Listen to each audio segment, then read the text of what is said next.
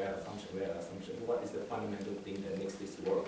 I think those are the things that, this is the kind of like the habit that I would say that theoretical physicists should have, like just have a healthy skepticism about even sacred cows. So I think that's what my advice. Michelle, you got anything to add to that? Somebody wanted to follow in your footsteps, what should they do?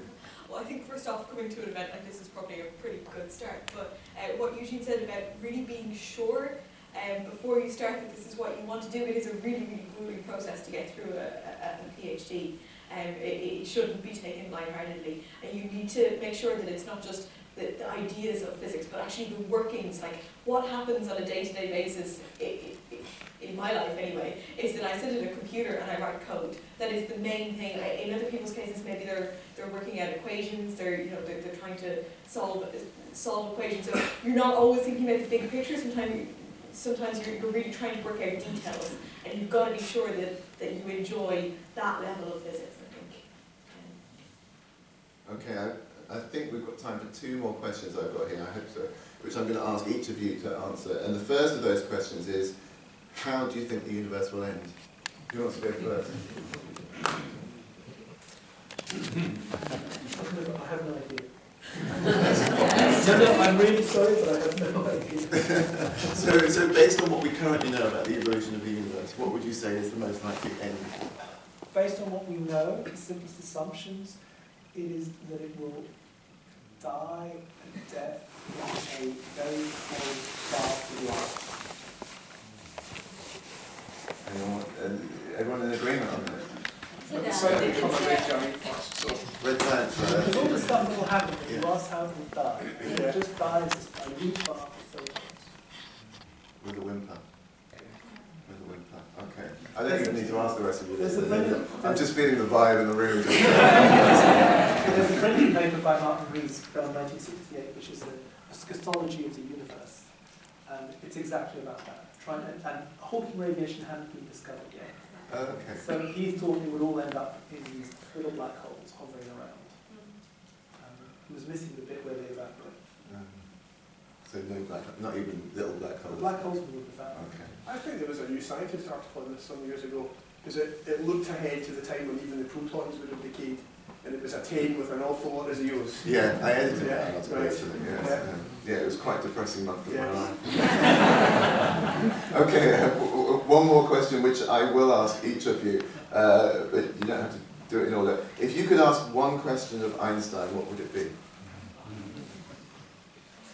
Who's going to go first? Well, I have a question, but it's quite a technical question. Okay. I won't tell you what the question was, but the interesting thing about Einstein is in that last month, in November 2015, he finally began to realize how he would figure out his theory.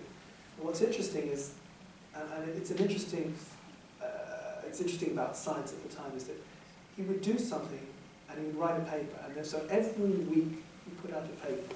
Right? So he got it, he thought he'd had it right from around 2012, early 2015, he's got it wrong. He tries to figure it out, and then in November he starts putting out his papers. And you can see that he puts out a paper, and he's on the right track.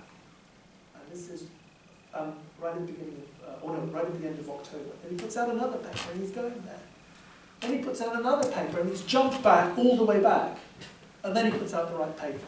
And I'd like to know what made him jump back. Good answer. Anybody else got one?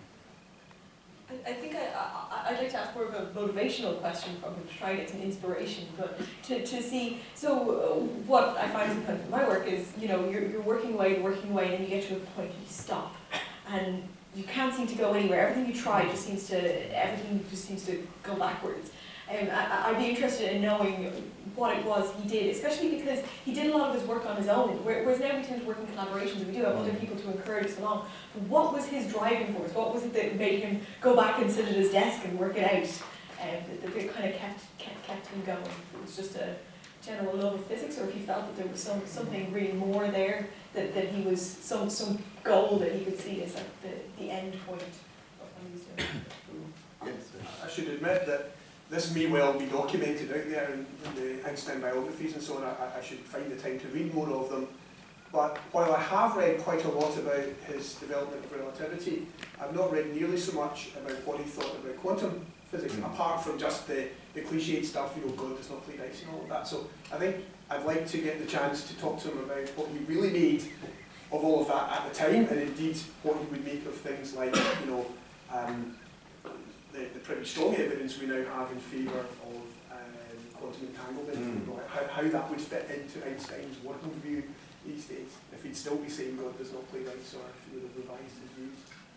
Yeah. I have the same question. What do you eat in 1905, and where can I find some? It's a very particular kind of brain food, wasn't it? I know. The other, there's actually a new book out called Einstein's Dice and Schrodinger's Cat, about by Paul Halpern, physicist, and it's about that kind of latter-day search that Einstein made, you know, looking into, you know, he's constantly sort of trying to find this way to unify quantum mechanics and relativity, and it's quite sort of not depressing really actually, but you sort of realise that he's on this quest that he's never going to fulfil. Well, it's an extraordinary kind of thing to. I want to mention actually just one last time. You know, he died when he was quite young, whereas Kelvin, you know, roughly the same time, you know, lived long enough to be allegedly making some quite ridiculous and regrettable statements about physics towards the end of the 19th century, and I guess I'd like to know more about that latter phase of Einstein's life and how frustrated did he become frustrated by that. So I should buy that book. Okay, sold another book. I'm going to sell my own. We're going to have to wrap it up there. Can I ask you to join me in thanking our panel for their contributions all day?